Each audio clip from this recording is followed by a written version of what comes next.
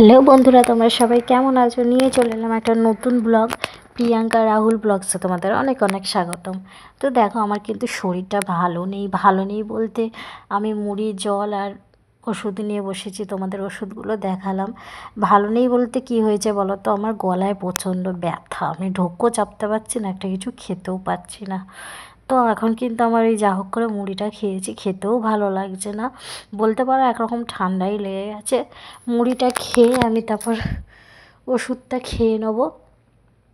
তো এটা মানে কাল রাত্রিরের পর থেকেই দেখছি এটা হয়েছে। যাই হোক, তারপর বিছানা গোছালাম, বিছানা গুছিয়ে আমি আমার বাবুকে খেতে বসিয়েছি। দেখো, মাছ ভাজা ওর জন্য আর ডাল নিয়ে এসেছিলাম, ওটা দিয়ে আমি ওকে ভাতটা খাওয়াতে বসে পড়েছি। খাওয়ার সময় কিন্তু এরকম দুষ্টুমি রোজেরই করে। আর আমার কিন্তু শরীরটা ভালো নেই, তাই জন্যই কিন্তু আমার ভালো লাগছে না।